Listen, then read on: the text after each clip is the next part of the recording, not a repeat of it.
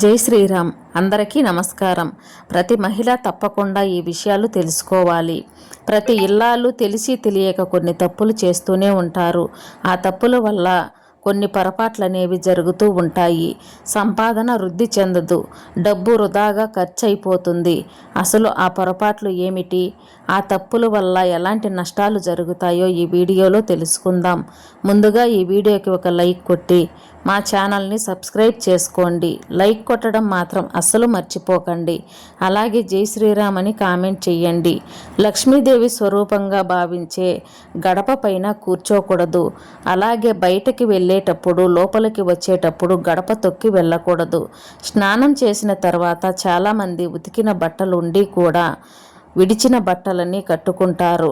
అలా అసలు కట్టుకోకూడదు. అలా కట్టుకోవడం వల్ల లక్ష్మీదేవి ఇంటి నుండి వెళ్ళిపోతుంది. తలస్నానం చేసిన తర్వాత స్త్రీలు నీరు కారుతున్న జుట్టుతో ఇంటి లోపల అసలు తిరగకూడదు. జుట్టు నుండి కారే నీరు ఇంటిలో పడకూడదు. అలా పడితే చాలా నష్టాలు జరుగుతాయి. చక్కగా ఒక వస్త్రంతో కట్టుకొని తుడుచుకొని జుట్టు ఆరిన తర్వాత ఇంటి లోపలికి రావాలి.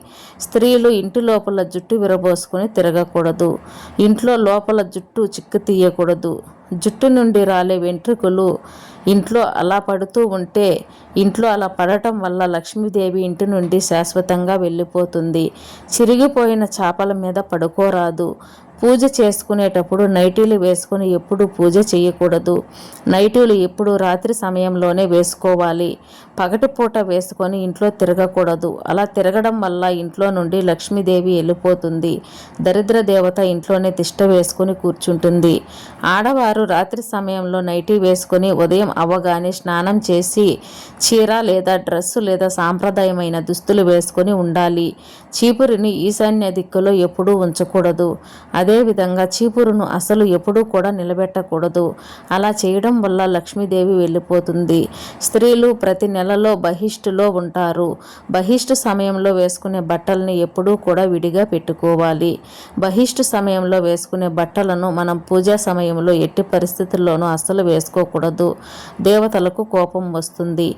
ఇంటి ప్రధాన ద్వారం అనేది శుభ్రంగా ఉండాలి. అదేవిధంగా ఇంటి వెనక వైపు కూడా అంతే శుభ్రంగా ఉంచుకోవాలి. ఇంటి ప్రధాన ద్వారంకు ఎదురుగా చెప్పులు, చీపురులు ఎప్పుడూ ఉంచకూడదు.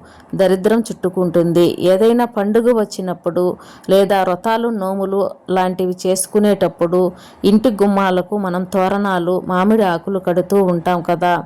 అవి ఎండిపోయిన తర్వాత కూడా వాటిని అలాగే వదిలేస్తాం. మళ్ళీ వచ్చే పండగ వరకు వాటిని తీసేయము. అలా అసలు ఉంచకూడదు. ఆకులు పచ్చగా ఉన్నంత వరకు మాత్రమే వాటిని ఉంచి పచ్చదనం పోతున్నప్పుడు వాటిని గుమ్మం నుండి మనం తీసేయాలి. ఎండిపోయిన తోరణాలు ఇంటి గుమ్మానికి ఉండకూడదు. అలా ఉండటం వల్ల మంచిది కాదు.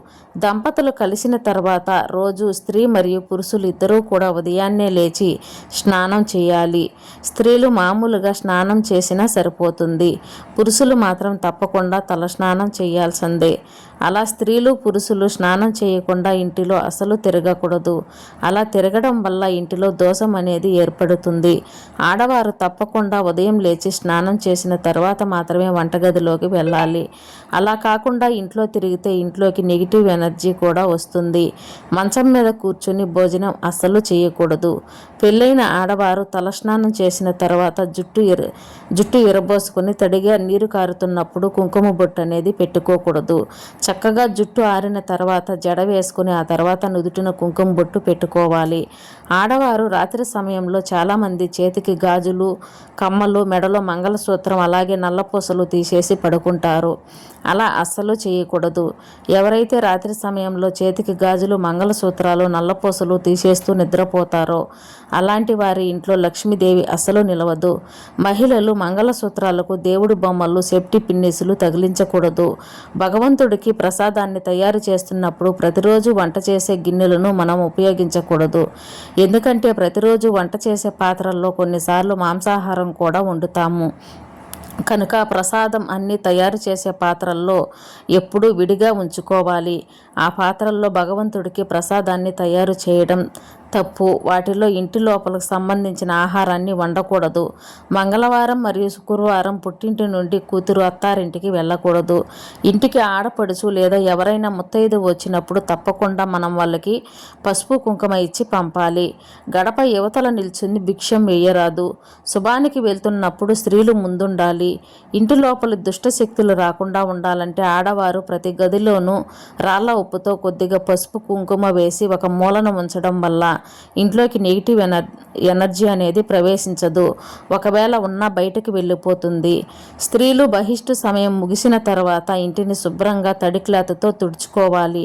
అలా తుడిచిన తర్వాతే ఒక గ్లాసు నీటిలో తీసుకొని దానిలో కొద్దిగా కల్లు ఉప్పు వేసి మరియు కొద్దిగా పసుపును వేసి ఇంటిలో ఉన్న ప్రతి గదిలోనూ మరియు వస్తువులపైన చల్లుకోవాలి.